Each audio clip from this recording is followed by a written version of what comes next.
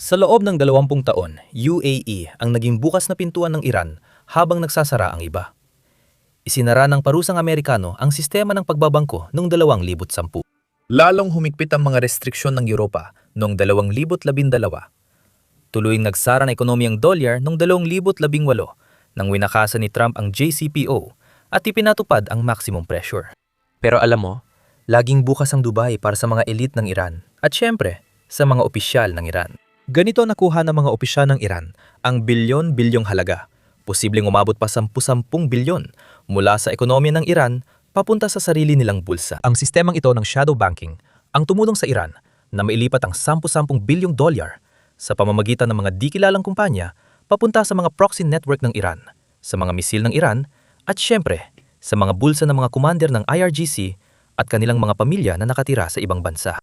Ngunit, nagbago ito ng simula ng Iran na atakihin ng UAE para makaligtas. Nang magsimula ang digmaan, napagtanto ng mga lider ng Iran na ang tanging paraan para mapanatili nila ang kapit nila sa kapangyarihan ay sunugin ang buong rehiyon. Ginawa nga nila yon. Pero ngayon, lumalaban na ang mga bansang ito at ang mga lider ng Gulpo ay naghahanap ng ganti. Kahapon lang, may ginawa ang UAE na hindi nila nagawa sa loob ng mahigit 35 taon. Alis sila sa organisasyong OPEC. Sabi nila, ayaw nila maging bahagi ng anumang may kinalaman sa Iran. At yan mismo ang dahilan kung bakit magiging isang independenteng tagagawa ng langis ang UAE, isa sa pinakamalaki sa buong mundo. Pero hindi lang doon nagtatapos ang kanilang plano. Pinupuntirya din nila ang mga bank account ng Iran, mga elite ng Iran, at ang shadow banking system na inaasahan ng Islamic regime. Nagbabago na ang kinabukasan ng gitnang silangan, at baka hindi na maranasan ito ng Islamic regime. Simulan natin sa OPEC.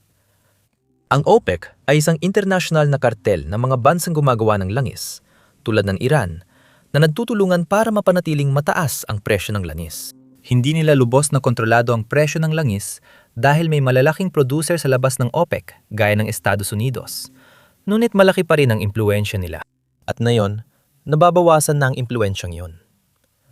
Kahapon, inanunsyo ng UAE na aalis na ito sa OPEC simula Mayo 12 araw mula ngayon. Ang UAE ang dating ikatlong pinakamalaking producer sa OPEC o siguro sila pa rin ang ikatlong pinakamalaking producer sa OPEC hanggang Mayo 1. Ngayon naaalis na sila sa organisasyon. Mas malaya na ang bansa sa dami ng nais nilang i-produce. Ganito ang OPEC. Nagpupulong ang mga leader o kinatawan ng iba't ibang bansa para pag-usapan kung gaano karami ang iproproduce ng bawat bansa. Kaya nagtatakda sila ng kwota. Sa ganung paraan, makokontrol nila ang supply sa open market at kahit papaano ay mapapanatili nila ang presyong gusto nilang panatilihin. Ngayon na umalis na ang UAE sa organisasyon, hindi na sila obligado sundin ang kwota ng OPEC. Pwede na silang mag-produce ng kahit anong dami ayon sa kakayahan nila. Ngayon, gusto kong magbigay ng makatotohanang larawan dahil magandang balita ito. Pero hindi ito kasing ganda ng sinasabi ng iba, lalo na sa maikling panahon.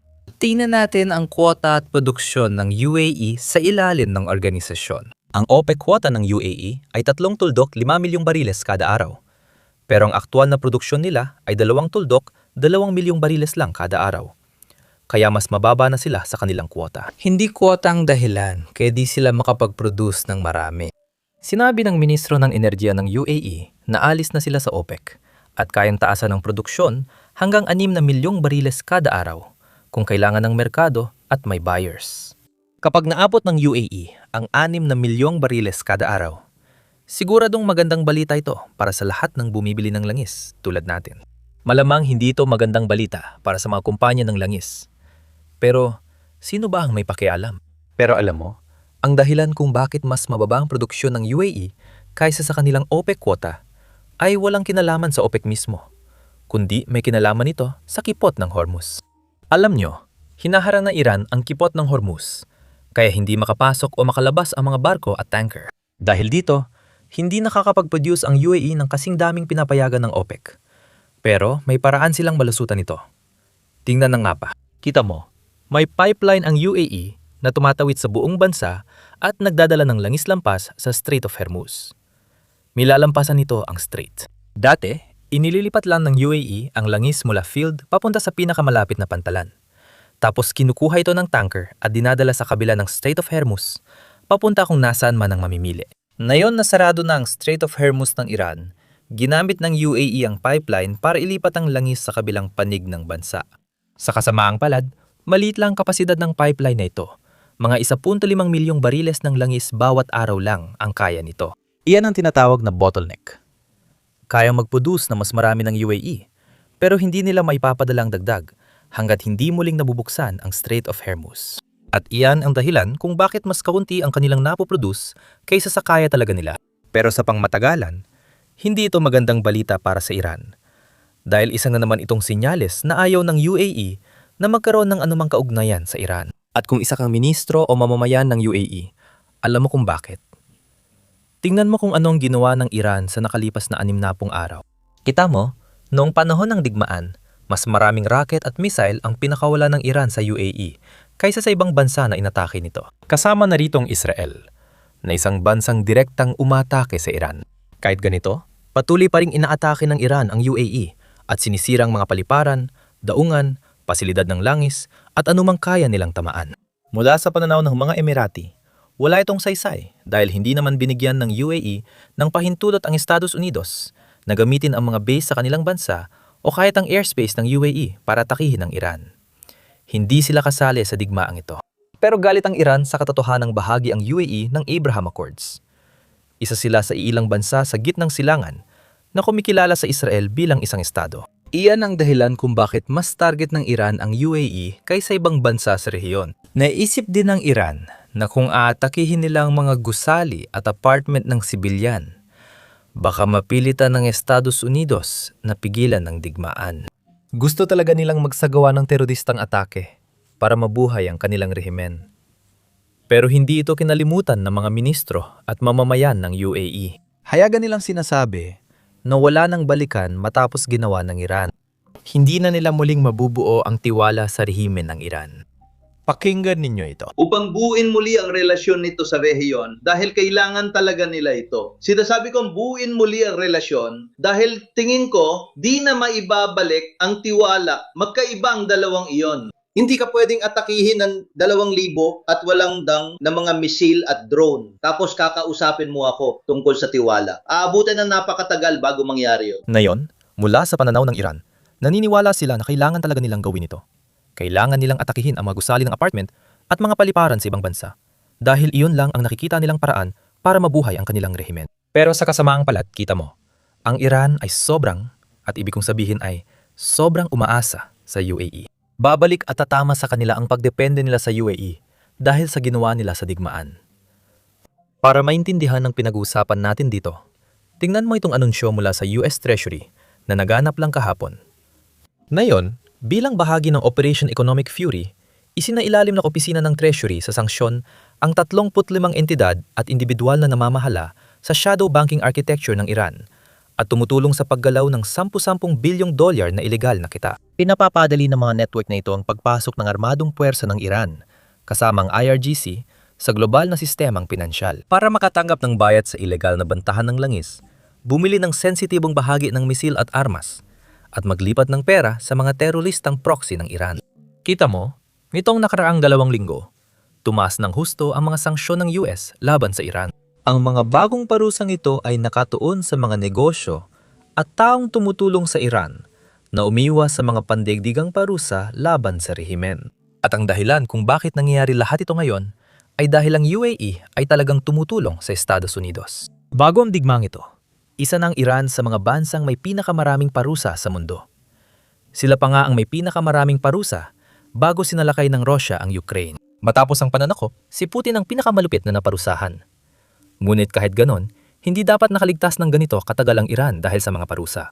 Pero alam mo, may ilang bansa sa gitnang silangan, kabilang ang UAE, na handang magbulag-bulagan kapag ginagamit ng mga negosyanteng Iranian ang kanilang sistema para iwasan ang mga parusa. Sa UAE, may mga komplikadong batas na nagpapahintulot itago ang pagmamayari ng kumpanya. Sinamantala ito ng Russia para makaiwas sa parusa mula ng salakain ng Ukraine. Sa madaling salita, pwede kang magtayo ng kumpanya nang hindi inilalagay ang pangalan ng tao at pwede mo lang hawakan ang isang sertipiko ng pagmamayari. Isa lang itong piraso ng papel na nagsasaad kung sino ang may-ari nito. Maraming kumpanya sa UAE ang may trading volume o kita na umaabot sa $10 bilyong. Ngunit hindi alam ng mundo kung sino ang nasa likod ng mga ito. Napakakit nito sa mga gustong umiwas sa parusa. Matinding sinamantala ito ng Iran bago magsimula ang digmaan. Hindi ko alam sa inyo, pero ako, hindi madaling magbulag-bulagan kung may nagpakawala ng 3,000 missiles at drones laban sa akin. At hulaan ko ano? Ganon din ang nararamdaman ng UAE dahil dati wala silang malaking problema sa Iran na ginagamit ang bansa at sistema ng bangko nila para umiwas sa parusa.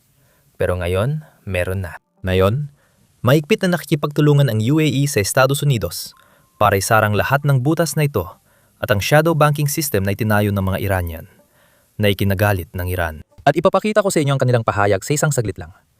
Kita nyo, napagtanto ng mga Iranian ng UAE ay hindi isang bansang basta nila mapapalitan. Kakaunti lang ang mga bansa sa mundo na katulad ng UAE na pwede kang basta pumunta at magtayo ng sistema para makaiwas sa parusa. Natatangi ang posisyon ng UAE dahil sa dami ng perang dumadaan dito, lalo na bago ang digmaan. Ibig sabihin, mas maraming pagkakataon ng tao na gumawa ng labag sa pandaigdigang batas na mahirap gawin kung nasa ibang bansa ka. Masakla pa, hindi lang nawawala sa mga Iranian ang opsyon umiwas sa parusa. Pati pera nila sa banyagang bangko at cryptocurrency companies ay nawawala rin. Mayong araw, inanunsyo ng kagawaran ng pananalapi ang pag-freeze ng mahigit $300 milyong sa crypto sa Operation Economic Fury. Kapag pinagsama mo ito at isinama ang US blockade na nag-aalis ng daan-daang milyong dollar na export income sa Iran araw-araw, malinaw kung bakit desperado na ang mga Iranian. Kalihim ng pananalapi, Scott Dassin ay naglabas ng pahayag kahapon. Malapit nang mapuno ang storage capacity ng Karg Island, pangunahing terminal ng export ng lanis ng Iran. Mapipilitan ng rehimen na bawasan ng produksyon ng langis na magdudulot ng pagkawala ng halos 100 at 70 milyong dolyar kada araw at permanenteng pinsala sa infrastruktura ng langis ng Iran. Patuloy ang treasury sa matinding presyon. Sinumang tao, sasakyang dagat o entidad na tumulong sa iligal na daloy papuntang Tehran ay maaring mapatawan ng parusa ng US. Tulad ng sinabi namin, maaring mas nakamamatay ang US blockade kaysa sa mga bomba dahil hindi kayang palitan ng Iran ang kita mula sa export bago ang blockade. Hindi nila basta-basta may lalabas ang langis sa pamamagitan ng pipeline o kung ano pa man. At ibig sabihin nito, talagang kapos na kapos sila sa pera. Kapos sila sa mga inaangkat na produkto. Kapos na kapos sila sa dayuhang salapi na pambili ng imported na pagkain. Kaya ito ang tugon ng Iran na muling tumatarget sa UAE. Naniniwala ang pamunuan ng Iran na kaya nilang takutin ang mga bansa sa Gulpo para sumunod sa kanila. Nagbabala ang Komite ng Pambansang Seguridad ng Iran na nakikipag-alyansa ang UAE sa Amerika para sa panibagong pag-atake at bibigyan sila ng leksyon. Pinapayuhan ang mga mamamayan ng UAE na magbigay pansin, ngunit muli na namang nagkakamali ang mga Iranian. Akala nila UAE lang ang kumikilos, pero marami pang bansa sa Gulpo ang pareho ang pananaw. Sa ngayon, UAE lang talaga ang nagdudulot ng pinakamaraming pinsala. Ngayon, bago natin pag-usapan ang mga lider ng Gulpo at ang mga pahayag na ginagawa nila, mabilis ang paalala lang sa lahat na pindutin ang like at subscribe button sa ibaba. Malaking tulong ito sa amin, lalo na sa pag-cover ng balitang tinatalakay namin na yon. Dahil marami talagang Amerikano ang naniniwalang nananalo ang Iran sa digmaan. Sa totoo lang, nagtatago pa rin ang mga lider ng Iran. Ang bansang nananalo sa digmaan ay hindi kailangang magtago sa mga bunker sa ilalim ng lupa. Ang Iran ay isang bansang sulat sa pera, kita, at pagkain. Hindi ito nananalo sa kahit anong paraan. Pero may mga naniniwala pa ring nananalo ang Iran. Kaya kung matutulungan mo kaming ipalaganap ang video na ito, sana mas marami ang matuto sa totoong nangyayari. Ngayon, tatalakay naman natin ang sinabi ng mga lider ng Gulpo. Tinatanggihan ng mga lider ng Gulpo ang pag-aangkin ng Iran sa kipot ng Hormuz. Ilang bansa sa gitnang silangan ang nagsabi nitong Martes na tinatanggihan nila ang kontrol ng Iran at mariing tumututol sila sa paniningil ng anumang bayad sa mga tanker na dadaan sa shipping lane. Ito ay mula sa GCC, Gulf Cooperation Council, isang koalisyon ng 6 na bansa sa Gulpo: Bahrain, Kuwait, Oman, Qatar, Saudi Arabia at UAE. Pagkatapos, kung titingnan natin sa loob ng Iran, patuloy na lumalala ang kalagayang pang-ekonomiya. Mayroon pa ring internet blackout. Mahigit 70 milyong Iranian ang hindi makakonekta sa ibang bahagi ng mundo at hindi maibahagi ang kanilang nararanasan. Isa na namang rehimen na mas natatakot sa sarili nitong mamamayan kaysa iba. Maswerte tayo ngayon dahil may ilan pa rin nakakakonekta sa internet paminsan-minsan gamit ang Starlink o ibang paraan. Ibinabahagi nila kung gaano kasama ang kalagayan sa Iran. Tingnan mo ang ulat. Sa pagpupulong, ipinresinta ang kalagayan ng ekonomiya ng Iran matapos ang digmaan. Naniniwala ang taga-presinta na malapit nang bumagsak ang ekonomiya ng Iran. Sinabi niya na magpapasa siya ng mga ulat sa mga nakatataas. Kanina, nakita ko ang tweet ni Trump. Sabi ng Iran, bumabagsak na raw sila. Naku, maawa kayo sa mga gumagawa ng ulat. Isa ito sa mga tweet ng isang tao mula Iran na kahit paano ay nakakonekta sa internet. Malala talaga ang ekonomiya ng pamahalaan ng Iran na makikita sa mga impormasyong lumalabas online. Totoo ang pagkakahati sa loob tungkol sa kasunduan. Ang panig na pabor sa kasunduan ay nagsasabing kailangan ng rehimen ng kasunduan para mabuhay. Naniniwala ang panig laban sa kasunduan na may kalamangan ng Iran matapos ang digmaan at hindi dapat sumuko.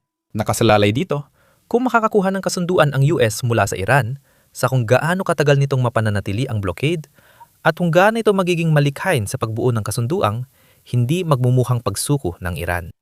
Ngayon, medyo mahalaga ang huling bahagi. Hindi ito sinasabi na dapat isuko ng US ang lahat ng hinihingi nito bago ang digmaan.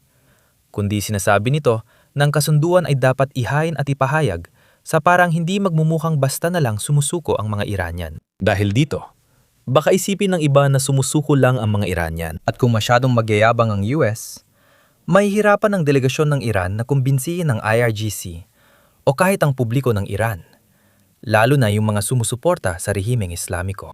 Kaya kung maisasayos ang kasunduan na makukuha ng US ang gusto nito nang hindi halatang sumusuko ang Iran, talo ng Iran sa digmaang ito.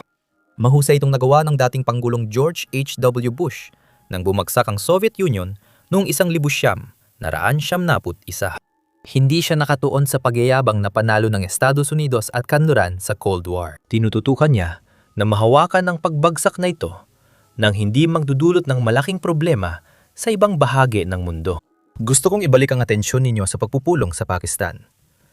3 linggo ang nakalipas. Pagkatapos nito, lumabas ang ilang ulat. O baka nung mismong pagpupulong pa nga. Sinabi na ayaw ng US tawagin na zero enrichment ang pagbabawal ng Iran sa enrichment, kundi moratorium lang. Ibig sabihin, hindi mag-enrich ng uranium ang Iran sa loob ng 20 taon. Pagkatapos, inaasahan ng bagong kasunduan. Ngayon, hindi talaga sinasabi ng bahaging ito kung magandang kasunduan sa US perspective.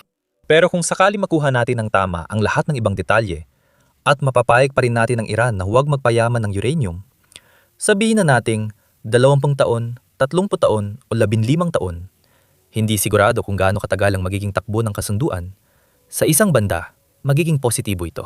May mga tao pa rin hindi masaya dahil sinimulan natin ang laban na hinihingi ang zero enrichment. Ibig sabihin, pumapayag ang Iran na wag nang magpayaman ng uranium kahit kailan. Hindi naman talaga zero enrichment ang 20 taon. Pero kahit ganon, basta may lagay natin ng ibang detalye at pananggalang.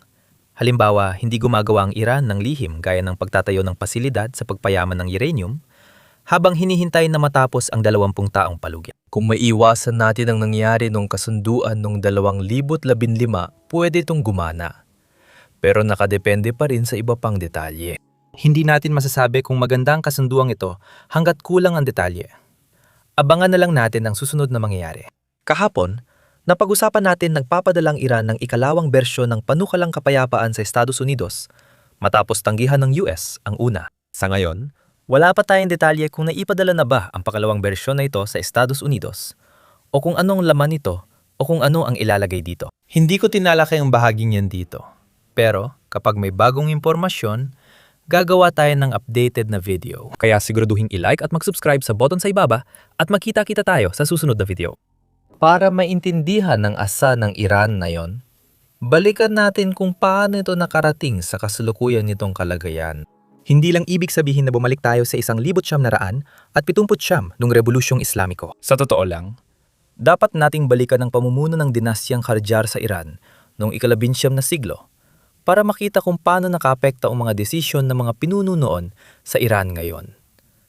Alam mo ba kung ano? Iyan ang ginagawa namin sa podcast series naming kakalabas lang ngayon. Kung interesado ka sa kasaysayan ng Iran at kung paano tayo napunta sa kasalukuyang kalagayan, Pakinggan mo ito.